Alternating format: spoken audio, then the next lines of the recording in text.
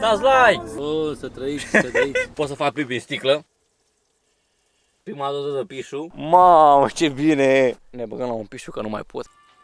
Ce bine! Doamne, cu pipi fac de buni. Și au venit oile peste noi. Asta prezintă patul meu. S-a băgat o video în scorbură. Băi, și dorm bine rău. 24 de ore în mașină. S-a terminat. Salutare, dragilor, și bine m-am regăsit la un nou videoclip, la un nou vlog. Astăzi v-am pregătit ceva foarte frumos, pentru că am văzut că v-a plăcut foarte mult videoclipul de data trecută și asta îmi dă o motivație să fac videoclipuri cât mai dese și cât mai bine calitative și cât mai bine puse la punct. Și astăzi, din câte vedeți în titlu și în thumbnail, facem 24 de ore challenge în mașină. Ceea ce înseamnă că Ovidiu nu are voie să iasă din mașină timp de 24 de ore, cum se și înțelege din titlu. Vă salut pe toți, vă doresc o vizionare plăcută la videoclipul meu. Nu uitați să dați și voi un like, să vă abonați, pentru că înseamnă foarte mult pentru mine dacă dați un subscribe, chiar dacă pentru voi nu înseamnă nimic dacă vă abonați, că nu vă costă absolut nimic. Pentru mine înseamnă foarte mult dacă vă abonați, dați un like și poate și un comentariu, pentru că vă susținerea voastră și așa îmi pot da seama cât de mult v-a plăcut videoclipul, să mai fac videoclipuri și îmi dă o motivație zilnică.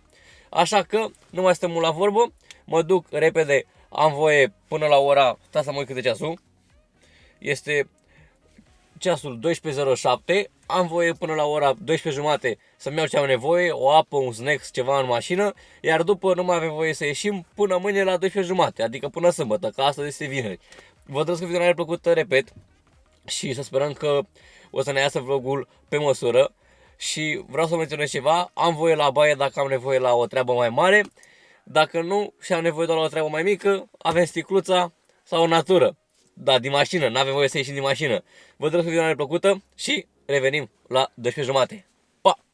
Gata, dragilor, oficial am pornit vlogul, este ora 12:24, 12:30 și din momentul de față eu nu mai pot să ies din mașină. Deci, până mâine la 12:30, orice am eu nevoie să fac, trebuie să fie făcut în mașină. În afară de nevoile la baie, vă dați și voi seama, cele mai grele. Bun, ce să vă zic, sper să vă placă videoclipul ăsta. Astăzi nu am o zi foarte activă, nu am multe de făcut, ceea ce înseamnă că o să stau doar în mașină și cam atât. Oricum nu pot să mă dau jos din mașină, dar n-am nici drumuri de făcut, ca să înțelegeți voi. Merg până în oraș, mâncăm ceva în mașină. Poate filmez și alt vlog între timp dacă tot stau în mașină, ceva care îmi permite să filmez doar din mașină. Și în rest, dormim în mașină, ne uităm la un film, o să vedeți pe parcursul vlogului ceea ce fac. Îmi pare rău că sunt singurel, dar asta este. Vă pup dulce, mă salută pe aici fanii, îi salut și eu pe ei. Și hai să dăm drumul la videoclip. Pa, pa! Dragii mei, eu am plecat în oraș și fiți atenți cu cine ne întâlnim noi pe drum. Tocmai m-a sunat Ion și mi-a spus că el e aici unde sunt eu, pe unde gen mă duc eu spre oraș. Să vi-l arăt până Ion. Salut, domnul Ion, salutați camera acolo, salut băieții pe cameră. Să trăiți, să trăiți. Ok, ia uite. Gata, dragilor, a ajuns o video în oraș și tocmai ce s-a făcut ora 1:44, să vă arăt. Uitați, este ora 1:44, adică a trecut o oră și 20 de minute de când am început vlogul, că la 12:30 am început. Și, băi, vă spun sincer, am mers pe autostradă cu 80-90 la oră ca să treacă timpul mai repede, gen să n-ajung aici repede să stau degeaba, știți? Am făcut un live pe Instagram, am vorbit acolo cu abonații și acum urmează să facem un Q&A. M-am gândit eu așa că tot n-am ce să fac în mașină, că nu e nimic interesant să faci în mașină. Vreau să facem un Q&A. Mă duc că mi-aș ceva de mâncare, pentru că mi-e și fomică de la drive și aștept întrebările pentru Q&A. Cred că o să stau aici în mașină și o să sun pe cineva vreo jumătate de oră, o oră până să pun întrebările. Și aștept întrebările pentru Q&A. Și după facem așa un mukbang de la, cum se numește, gen când mănânci și răspund la întrebări. Cred că mukbang se numește, pentru că n-am ce să fac altceva. Revenim cu update și sper că vă place videoclipul ăsta. Nu uitați de like, subscribe și ne auzim când vin întrebările. Și vă rog frumos să mă urmăriți pe Instagram la ovipața.oficial, că acum am are nevoie de voi să-mi puneți întrebări ca să răspund, să fac vlogul. Ok? Vă pup și revenim cu update. Pa! Salutare băieți și fete, am revenit. Am primit întrebările aici pe Instagram la Q&A. Băi, surprinzător, nu mă așteptam să puneți așa multe întrebări. Avem aici, cred că, 50 de întrebări, dar nu o să le pun pe toate, vă dați și voi seama că ăsta nu e un videoclip cu mukbang de la nebun în care mâncăm și răspund la întrebări. Dar dacă vreți, facem un videoclip de 20 de minute plin de întrebări și îmi puneți ce întrebări vreți voi. O să pun un anunț aici pe YouTube să lăsați întrebările. Mă duc să iau ceva de mâncărică și facem un mini Q&A așa în acest videoclip cu 24 de ore în mașină. Între timp, s-a făcut ora 2:30 Și eu am stat doar în mașină și am așteptat întrebările și am vorbit cu cineva ca să nu mă plictisesc și eu. Mergem la mâncărică frumos și revenim cu Q&A-ul, da? Pa! Băieți, ca să nu mai mut camera de acolo, vă filmez cu telefonul, să vedeți și voi cum se prezintă situația de la McDonald's, de aici din Militar Residence. Este pur și simplu full, nu pot să intru la Mac pentru că ar trebui să stau în stradă să blochez intersecția. Am pornit și camera, uitați-vă și voi ce este acolo, eu acum filmez, dar să nu mai mut camera de aici.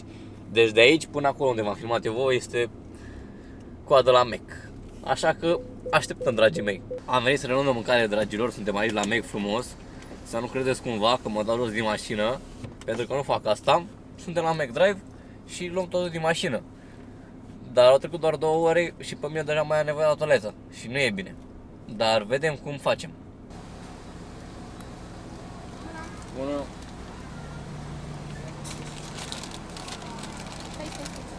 Scuze. Doamne! Ce să bagă galicile astea seamănă cu Ovidiu, le-ați văzut? Pe bune, mi-am luat și o pungă acolo cu mâncare și ea o ținea de aia, spunea stai, nu știu ce. Pe bune, nu fac mișto. Ce nebuni! M-au nebunit niște gagici, băieți, pe bune, toate pe mine. Nu exagerez, nu fac deloc mișto. Bun, am luat mâncare din mașină, revenim când băgăm în noi, ca niște grăsani. Degeaba îți dau eu dragoste. Ești ca decembrie. Când eram pe la liceu.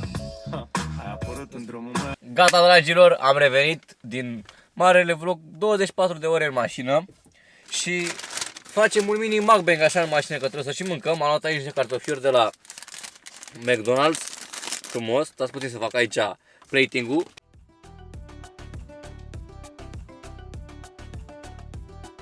Să ne aerisim și noi puțin.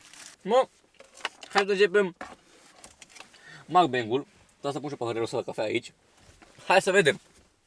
Deci, prima întrebare este, și mănânc în același timp, v-ați prins. Prima întrebare este, când ai avut prima iubită? Mă întreabă acolo un băiat pe marele Instagram, că pe Instagram am pus întrebările. Brodere, relația așa am mai avut, dar gen prima iubită, o relație de durată și care să pui sentimente cât de cât așa să-ți dai interesul, am avut-o recent acum, la 18 ani. Eu acum fac 20, adică acum un an jumate, spre 2. Ai înțeles tu? A fost prima relație mai, gen să spui că ai o iubită, la modul că îi mai dai un mesaj, o mai suni, mai vine pe la tine, te duci pe la ea, nu așa gagici, gen iubită, știi? Deci la 18 ani și eu, nu vă supărați că mănânc în timp ce vorbesc, dar ăsta este videoclipul. N-am ce să fac. Bun. Mă întreabă un băiat ce părere ai despre abonații tăi. Unii abonați sunt foarte de treabă, îmi place foarte mult de ei. Eu nu respect foarte mult fanii, dar am și unii abonați care sunt, cum îi numesc eu, abonați fake, în ghilimele așa. Adică sunt niște copii răi, copii care nu prea sunt bine crescuți, dau cu hate, vorbesc urât, intră pe live sau lasă comentarii urâte și pe aia îți dai seama că despre ei nu am o părere bună. Dar despre abonații adevărați am o părere foarte bună și le mulțumesc că mă susțin și sunt alături pe live-uri și în vloguri. Câți ani are Nairon? Nairon, adică tatăl meu, are 45 de ani, cred. E născut în 1976. Adică are 4,24 cu 22, 44, face 45 de ani, ceva de genul are. What? Bro, what are you talking about, man? Care este visul tău, mă treabă un băiat. Bă, visul meu, cum să zic eu, care e? Eu, gen, dorința mea te referi tu. Îmi doresc așa, gen, visul meu, să am o familie fericită, să am o situație bună financiară, ca fiecare om, îți dai seama, să fiu sănătos, să nu am probleme. Nu știu cum să zic eu ție, cam atât. Na, ca fiecare om, ce-și dorește oricare om? O familie fericită, sănătate și bani. Asta e visul oricărui om, cred. Aștept butonul de 100.000 de abonați. Brodere, nu-l aștept pentru că n-am făcut 100.000 de abonați. Dar dacă vă abonați și mă ajutați voi, îl aștept cu mare drag. Ales să faci vloguri sau gaming? Dacă aș avea de ales, aș alege vloguri. Îmi place mai mult să filmez în viața reală, să văd lucruri noi, să învăț. Așa, sincer, la gaming stai acolo închis în casă și te joci. E frumos, dar mai frumos e vlog. De ce te-ai apucat de YouTube? M-am apucat de YouTube pentru că asta a fost o dorință de-a mea. Nu știu dacă și voi, dar eu am crescut într-o generație în care toți copiii voiau să facă YouTube. Dar eu nu s-au apucat toți. Și uite, m-am apucat. Bun. Mă întreabă cineva dacă am iubit o fată vreodată. Iar și aici e foarte discutabil. Nu pot să spun în vlogul ăsta că durează mult. Să spunem că da. Dar e discutabil, repet. Ce vloguri o să mai postezi? O să mai postez vlogurile pe care mi le cereți voi în comentarii. Așa că lăsați un comentariu. De unde ești prieten cu Dorian Popa? Sper să apară în clip. Nu sunt prieten cu Dorian Popa. Oamenii care fac lui casa sunt partenerii lui tati de șantier. Gen, am muncit cu tati când erau mai tineri. Și gen, i-a spus lui Dorian să le ia pe tati, să îi pună tablă la niște foișoare, la niște area, știi? Și mă duc și eu acolo. Nu sunt prieten cu el. Înțelegi tu? Poate să devin.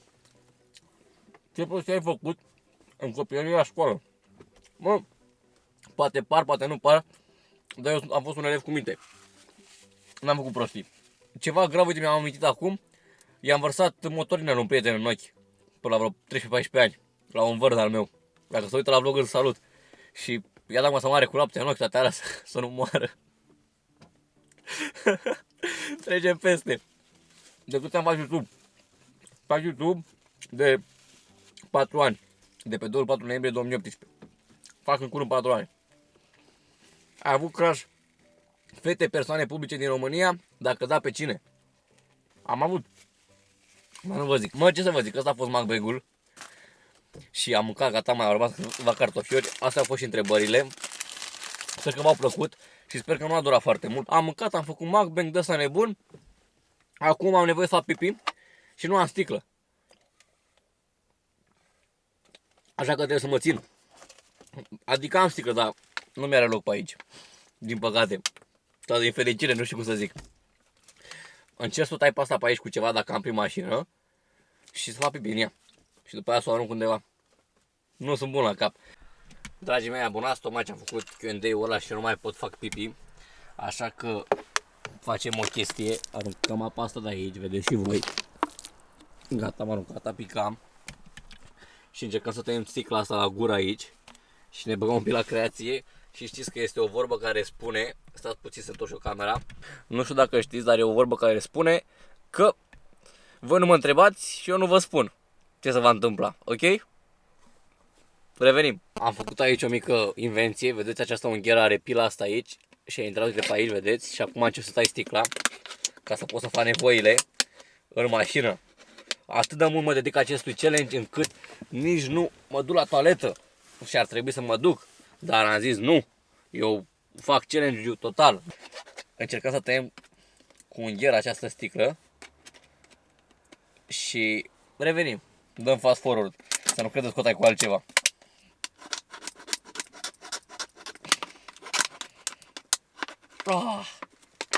Hai că am tăiat un pic, uitați, vedeți? Se vede? Hai că îi dăm aici.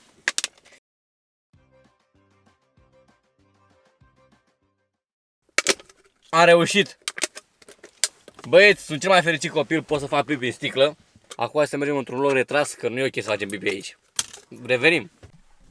Dragii mei, am ajuns aici într-un loc mai retras și eu cred că nu este nevoie să vedeți exact ce fac, că vă dați și voi seama singurei. Nu pot să fac pe scaunel, așa că punem, uite așa, în picioare aici în spate. Hop! Și facem din picioare, dragii mei.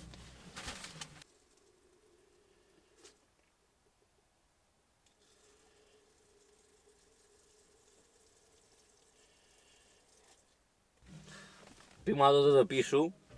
Stați că scăpăm acum de aia. Ne-am băgat și noi în spate, că avem geamul fumurit. V-ați prins, băieți, sau nu v-ați prins? Dragii mei, băieți și fete de pe acest vlog, sunt de părere că n-ar trebui să discutăm ce s-a întâmplat în minutele anterioare. Bun? Revenim. Am revenit, dragilor. Nu cred că este nevoie să discutăm foarte mult ce s-a întâmplat. Mi-am făcut și eu nevoile, am respectat challenge-ul, n-am ieșit din mașină, vă jur. Cred că ați văzut și voi în videoclip că nu am ieșit din mașină. Și, na, în natură. Din mașină, în natură, dacă ați înțeles ideea. Până acum, hai să vedem ce mai facem, că m-au mai rămas ceva ore, e abia 3:52, adică ora 4, să vă arăt și vouă. Să vă țin la curent cu fusul orar. E abia ora 4 și am început la 12, adică au trecut doar 4 ore. Mă gândeam să mergem să spălăm mașina, dar la o spălătorie de aia nebună, știți, nu unde spăl eu, că n-am voie să mă dau răzi în mașină. Și așa că mergem dacă la asta mă gândeam, vă dați și voi seama că nu renunț la ideea mea. Pe pup dulce și ne auzim de la spălătorie. Gata băieți, am ajuns, bate soarele ăsta aici în mine și cred că mă văd bine, sper. Și am ajuns la spălătorie pentru că vreau să spălăm mașinuța, asta să vă arăt și vouă. Am ajuns la spălătoria asta frumoasă de aici și să sperăm că e cineva acolo care să ne ajute să băgăm bani. Că dacă nu ne ajută trebuie să ne dăm noi jos și noi nu ne dăm jos. Dacă ne ajută, băgăm frumos bănuții acolo, îi dăm la domnul bănuții și noi stăm în mașină și mașina se spală. Să trăiți! Dați-mi și mie numărul din față, vă rog frumos, jos, că e magnetic. Ăla, da, dați-l aici la mine în mașină. A văzut băieți ce mă ajută domnul aici? E numărul 1. Gata băieți și am intrat aici în marea spălătorie, hai să vedem cum ne spală nouă șaianul. Vedeți câte lucruri poți face din mașină? Pe bune! Hai să vedem procedeul aici de spălarea șaianului. Ia vedeți băieți! Ce tare! Uitați-vă că suntem acoperiți doar de zăpadă, lol! Nu vă gândiți la prostii! Câzionule! Doamne, vine apocalipsa peste noi băieți!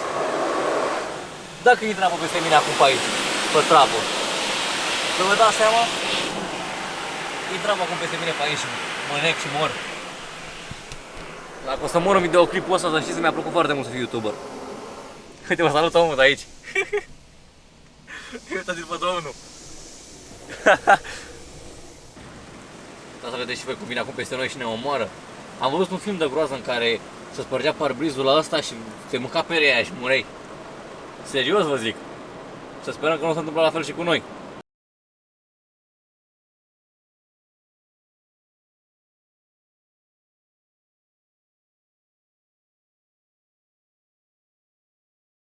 Mașinuța frumos, cu nenea aici, prietenul nostru. E ceas mașinuța. Eu și imaginez, nu pot să ies să văd cât de frumoasă e, dar măcar a fost și ea spălată, aranjată. Gata băieți, ne-a ajutat domnul aici frumos. Acum să și cu ea un pic să se usuce, chiar dacă are uscător aparatul ăsta aici. Oricum nu avem ce să facem, sunt 24 de ore în mașină, așa că ne punem, uite aici frumos la soare, punem camera la încărcat că nici nu prea mai avem baterie și stăm. Pa! Stă uite o gagică la mine în stânga și nu pot să mă uit la ea că e trafic aici. Of! Doamne, ce se uită la mine, o vedem așa cu coada ochiului. Pe bune vă zic. Asta e. Așa, continuăm. Bun, gata. Am revenit, era acolo un pic de trafic și de-aia n-am putut să vorbesc. S-a făcut și seară, e ora 6. Și eu acum cred că mă duc ușor spre căsică, că nu mai am ce să fac pe aici. Și sincer să fiu cu voi, nu știu ce să mai fac, adică am spălat mașina, am făcut toate astea, cred că ne auzim tocmai de acasă, când ajung acasă și vedem acolo ce o să fac. Habar n-am nicio idee ce să fac. Dați like! Dați-mă like! Mă prind o zi întreagă, sunteți nebuni? Fă vlog am zis, 24 de ore în mașină. Dacă sunt 24 de ore în trafic n-am mai zis. Dar trebuie să facem 24 de ore în mașină challenge, așa că nu știu de ce mă plâng. Dragilor, a ajuns la video acasă. E ora, da să vă arăt, 8:48. Băi, și am obosit rău de tot pe scaunul ăsta și am nevoie la baie, în primul rând. Așa că deschidem frumos porțile, stați puțin, și mergem undeva să ne facem și noi nevoile și să ieșim așa pe treapă să ne relaxăm puțin, că nu mai pot. Pe bune, revenim de la locul secret. Pa! Gata băieți, am venit aici în locul faptei în natură. Mi-am pus aici un lumin să mă vedeți. Și haideți să ies și eu puțin pe trapă, că nu mai pot, vă zic sincer. Am înțepenit pe scaunul ăsta, pur și simplu, credeți-mă și pe mine. Nu prea e lumină, nu prea are cine să mă filmeze, că știți că sunt singurel. Dar mă descurc așa cum pot, abia așa să ies pe trapă. Serios vă zic, deci nu mai pot, am îmbătrânit aici de tot. Stați puțin să fac așa un pic de lumină. Hai să ne ridicăm Aoleu! Mamă, ce bine! Doamne! Uitați un pic așa, să mă întind. Oh. Sperăm că nu cădem de aici. Băi, e obositor. Mi-a căzut luminiciu. Fuck! Gata, dragilor, mă văd bine? Cred că mă văd bine. Băi, am ieșit și eu, uite aici, pe trapă la mașină. Și cu mână țin ăsta și cu mână țin camera. Apreciați efortul că n-am și un om să mă ajute. Și vă zic ceva sincer, ne băgăm la un pișu că nu mai pot. Dar nu mai spune și voi la nimeni. Oprim luminiciul ăsta să nu mai ne vedem. Și facem un pișu repede. Știți cum îl facem? Stați că vă și filmez cum îl facem. Hai să facem pișu, băieți. Deschidem ușa și facem pișu. Nu ies din mașină, să știți. Doamne, ce bine e. Băi, ce bine să faci pipi, băieți. Cred că să văd picioarele mele pe aici, nu? Ce bine e. Doamne, că pipi fac de buni. Dacă am băut toată ziua apă, cred că de-aia fac așa. Îi mulțumesc lui Dumnezeu că am trece o mașină pe aici în timpul ăsta. Bun, hai să iau camera să vă arăt cum am făcut pipi. Ajung la ea. Uitați, așa am făcut un video pipi. Deci am pus un picior acolo și un picior aici. Și de aici am scos și eu ce are fiecare băiat în pantalon și am făcut, uite acolo, vedeți că e ud. Se vede? Uitați așa că se vede asta invers. Uite acolo, se vede că e ud? Sau nu se vede? Cred că se vede că e ud. Tot e pipiul meu, să știți. Hai să-i trămân înapoi în mașină. Băi, dragilor, nu sunt bun la cap dacă am făcut pipi din mașină. Am făcut așa și în sticlă, acum am făcut bărbătește. Sunt prea nebun. Aoleu, cade iar cercul ăsta pe mine. Mai bine mi-mi bag pe cap așa. Lor, zici că sunt Zoro. Ia uitați chat. Băi, am făcut și pipi. Acum mă duc acasă și mă duc să-mi pregătesc patul acolo în spate. Revenim, ok? Pa! Dragii mei de pe vlog, ia uitați ce face o video aici, să vă dau zoom. Hâzjonule. Vedeți, suntem aici pe vlog, vă salută chat-ul, salutați chat acolo. Vedeți, avem acolo tot chat-ul pe Stroie, pe Ibo, pe toți nebunii, Răzvan. Cu luminiciul ăsta aici, să facem lumină. Și facem un live pe Instagram, este ora 21:21 și eu mănânc pufuleț pentru că mi-e foame. Avem 2 sandwich-uri acolo, dar le păstrăm pentru mai târziu. Vă pup dulce și facem aici live. Ne auzim mai târziu. Dragii mei prieteni de pe vlog, suntem aici live pe Instagram și au venit oile peste noi. Nu știu dacă se văd, dar uitați și voi oile. Salutare, dragilor! Oficial am ajuns acasă după o zi plină.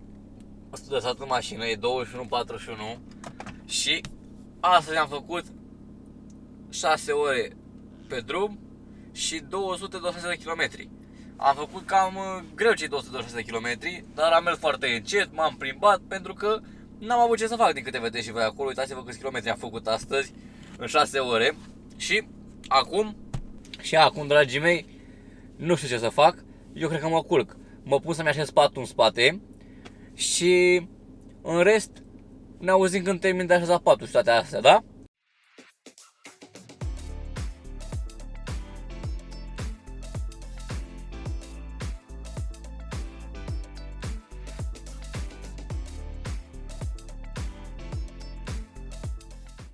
Gata, dragilor, am făcut patul aici, a fost și neiumplu la mine. Asta e patul, stați puțin așa că... am căzut, bă! What the fuck? Stați un pic. Bun. Așa se prezintă patul meu. Avem o pernică acolo. Am căzut și mă doare burta acum. Avem pernica aia acolo, aici avem luminiciu. Și ăsta e patul meu, uitați, vă fac așa un reveal. Cum pot și eu din mașină. Vedeți? Pac, pac, pac. Eu o să dorm de acolo. Că aici mi se pare că e cam înalt, nu prea îmi place. E așa chestia asta de la scaune și o să pun pernic aici. Și o să dorm, uite așa, ca un bebeluș mic. Stați puțin. Uitați, eu stau așa frumos, cu piciorușele încolo. O să dau scaunul ăsta mai în față. Și aici sunt foarte confortabil așezat, pot spune. Îmi place, o să mă învelesc cu păturica asta, mă deranjează cablul ăsta de aici, de la antenă. Dar nu știu pe unde să-l bag, n-am pe unde, habar n-am. Și o să urmeze să mă bag și eu la somnic, că altceva n-am ce să fac. Cred că vă place patul meu aici, nu? O să iau pantaloni scurți, că eu nu pot să dorm în blugi. Eu dorm doar în pantaloni scurți, chiar dacă o să fie frig. Și un hanorac pe mine și cam atât. Și în rest, noapte bună. Așa. Știu că e o poziție cam ciudată, cea din care filmez. Dar mă fotofrec pe aici și nu găsesc alta. Mă schimb și eu, ca să pot să dorm și eu confortabil. Și revenim, da? Pa! Oh my god! S-a băgat o video în scorbură. Stați puțin, dragilor, m-am turtit aici. Vă salut pe toți. Oficial este seară. Mi-a scos un sandwich de aici cu nițel de porc, eu vreau de pui. Gata. Așa, vă salut pe toți. Oficial, băieții mei și fetele de pe story, de pe vlog, pardon, este ora, dați voi zoom, sau dau eu pe editat, 11 și un sfert, 11 și 13 minute. Am făcut thumbnail, mi-am pregătit aici patul tot, iar acum m-am tolănit aici ca un mic cuț grăsan. M-am băgat așa, m-am turtit și eu o să încep să mă uit la un serial, ceva cel mai probabil, și după cred că mă culc. Ce să vă zic, revin cu un update după ce mă uit la serial, 2-3 episoade, e 11 deocamdată. Bag un sandwich de ăsta în mine, după mănânc niște bufuleți de ăștia Cracks, beau un pic de apică și ne mai vedem mai târziu pe la 1-2-3 dimineața când termin serialul, cu gen câteva episoade. Și după cred că ne culcăm. Vă pup dulce!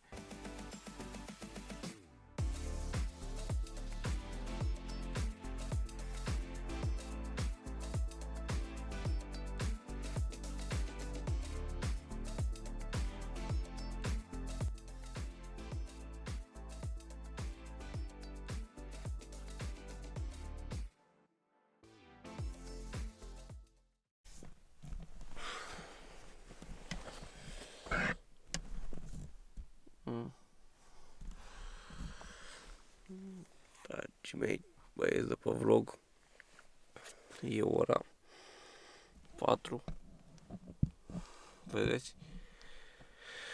Băi, și dorm bine rău, să știți. Uitați-vă și voi cum dorm. Dorm bine rău de tot. Și singura problemă e că mi-e sete rău. Uitați-vă cum am buzele. Mi-e sete rău de tot. Și n-am apă, uitați-vă și voi am godat apă. Dar asta e, nu mai plec nicăieri după apă, o luam un peco ceva. Noapte bună, ne vedem mâine dimineață.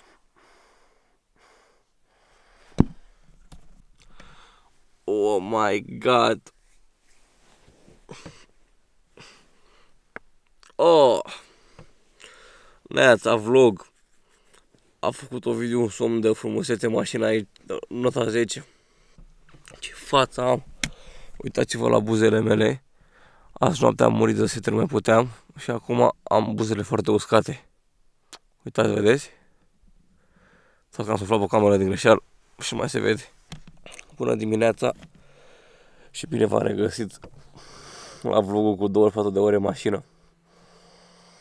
Băi, am băgat aici un somn. Mamă, ce e pe aici la mine autostradă, sunteți nebuni. Numărul 1. Mă dor toate oasele, sunteți nebuni. Am dormit bine, dar mă doare gâtul rău de tot, că am dormit aici în portbagajul ăsta. Așa arată patul în care am dormit eu.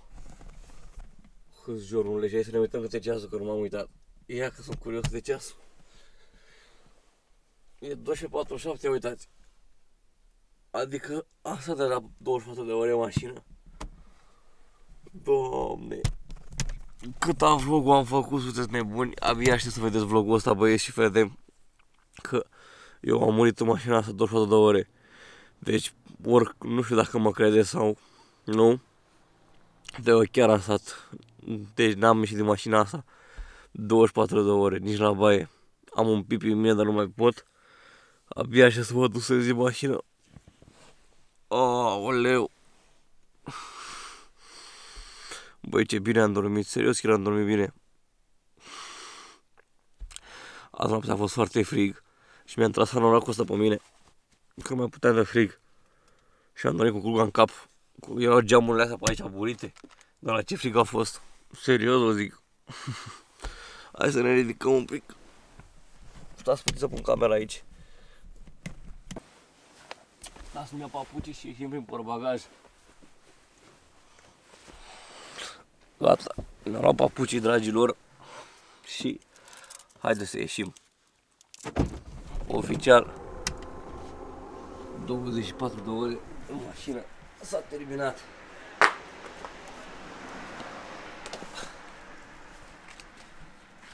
Gata. Asta a fost și somnul în mașină, băieți. Și fete. Am scuzat fața și vocea, dar e ca după somn. Și gata, Ovidiu a îndeplinit challenge-ul. Deci e 50 de ceasul. Deci, oficial, băieți și fete, aici am supraviețuit eu 24 de ore, uitați-vă și voi. Am dormit ca un mare boss.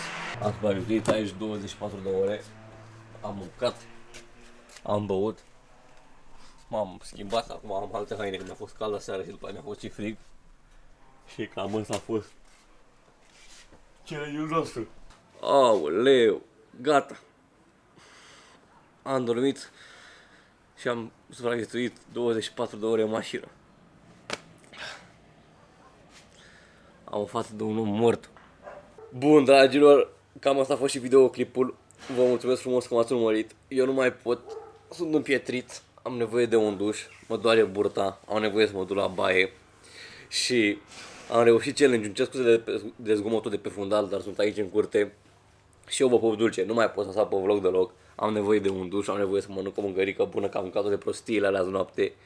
Și asta a fost, am supraviețuit 24 de ore în mașină. Așa că dați like, nu uitați să vă abonați, să dați un share, să vadă toată lumea videoclipul ăsta care am stat 24 de ore în mașină.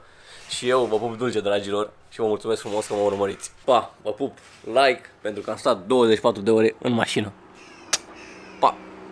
Two times, way too many, and I'll go again.